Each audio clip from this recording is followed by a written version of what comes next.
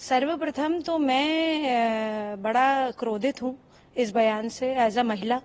और मुझे नहीं लगता है कि इतने बड़े विधायक दल के मुखिया होने के नाते इनको इस प्रकार की टिप्पणी करनी चाहिए थी।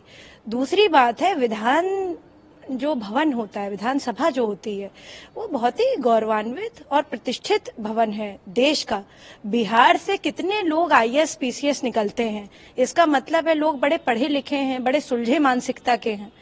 परंतु इस प्रकार की बात करना वहां के मुख्यमंत्री की, ये बहुत ही शर्मसार कर देने वाली है। पूरे भारत के लिए ये दिखाता है कि इस प्रकार के लोगों को विधानसभा में होना ही नहीं चाहिए।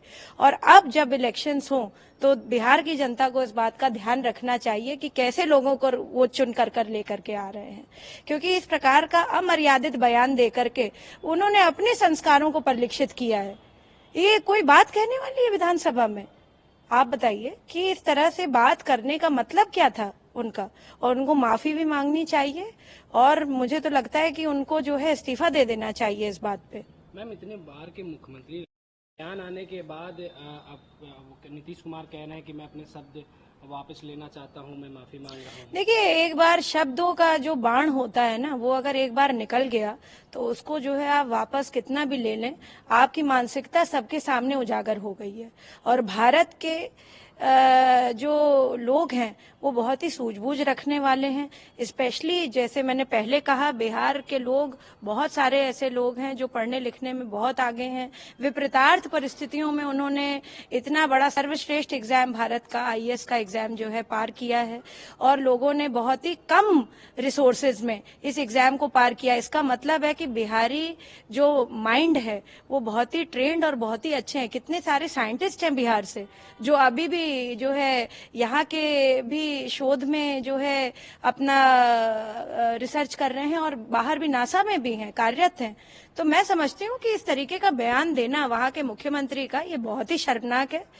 और इस पे कितनी भी वो माफी मांग लें, जो है बिहार की जनता को ये याद रखना चाहिए, महिलाओं के खास तौर से ये याद रखना चाहिए कि किस प्रकार की घटिया मानसिकता को उन्होंने विधानसभा जैसे पवित्र जगह पे और ऐसे स्थल पे जहां पर लोग चुन करके लाखों के वोट से जीत करके जाते हैं, और लोगों का एक तरह से विश्वास है, संविधान भारत का है, वहां से संविधान के लिए काम करा जाता है, वहां पे लोगों की भलाई के लिए काम किया जाता है, वहां पे इस तरीके का बयान देंगे आप? ऐसे लोगों को जो है निकाल बाहर फेंकना चाहिए। मैम, क्या लगता है इंडिया गठबंधन में जो तमाम पार्टियां हैं उनका आप गठबंधन, इंटरस्टेट कितने जो है चुनाव हो रहे हैं, क्या दिख रहा है आपको? ये सिर्फ जो है ढकोसलेबाजी है, ये लोगों को बेवकूफ बनाने का तरीका है। और कोई इंडिया फिंडिया का कोई जो ये गठबंधन I.in.D.I.A, ये सिर्फ जो है सिर्फ बोलने के लिए था। भारत अजर है, भारत अमर है। भारत का जो एक जो है विशेष, मैं कहूंगी, जो आत्मा है, उस सबके दिलों में एक ही उससे है कि हमारा भारत आगे रहे। और भारतीय जनता पार्टी लगातार इस मिशन पर काम कर रही है कि हम सबका साथ सबका विकास, आदरणीय प्रधानमंत्री जी, आदरणीय नरेंद्र मोदी जी के विजन में काम करें। और हम सब कार्यकर्ता जितने भी हैं भारतीय जनता पार्टी को विशेषता जो है इस मुकाम पर ले जाएंगे। 2024 में भी हम जो है फिर से जीत करके इसलिए आएंगे क्योंकि जो है प्रधानमंत्री का विजन भारत की अखंडता के लिए है, इसलिए नहीं है कि बांट बांट करके जो है हम जो है अपना उल्लू साधे।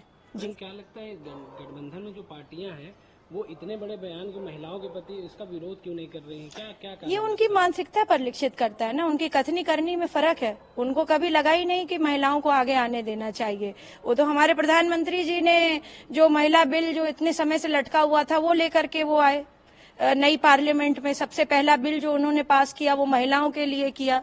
इतना बड़ा संशोधन हुआ पूरे कॉन्स्टिट्यूशन में। तो 33% का जो आरक्षण है वो हर जगह लागू करने की बात कही है उन्होंने। अब वो एक अलग विषय है कि उसमें जो है कुछ क्लॉजेज हैं जिनको ध्यान में रखना पड़ेगा, पर जो है वो बिल तो पास हो गया ना प्रधानमंत्री जी की वजह से, नरेंद्र मोदी जी की वजह से। तो ये भारतीय जनता पार्टी कभी कथनी करने में फर्क नहीं करती है। और ये जितने विपक्षी हैं इनके पास कोई एजेंडा नहीं बचा, इनके पास कोई जो है मापदंड नहीं बचा, तो इसलिए अब वो अपनी बात कर रहे हैं। कभी महिलाओं के बारे में उन्होंने सोचा नहीं, जबकि जो है कितनी सारी महिलाएं जो है मुझे लगता है कि और भी पार्टीज में हैं, उन्होंने कभी नहीं सोचा। बट वो उसी तरह से हैं कि भाई पारिवारिक दृष्टिकोण से हैं। भारतीय जनता पार्टी में परिवारवाद नहीं है बिल्कुल भी। वो अपने मेरिट पे लोग आ रहे हैं, अपने मेरिट पे लोग कर रहे हैं। और प्रधानमंत्री जी का जो विजन है वो बहुत क्लियर है। भारत की अखंडता कैसे रहे, भारत की महिलाएं, भारत के पुरुष, भारत के बच्चे, भारत के युवा किस तरह से आगे बढ़े, उस पर उनका एजेंडा है। इसलिए नहीं है कि कोई परिवार आगे बढ़ जाए।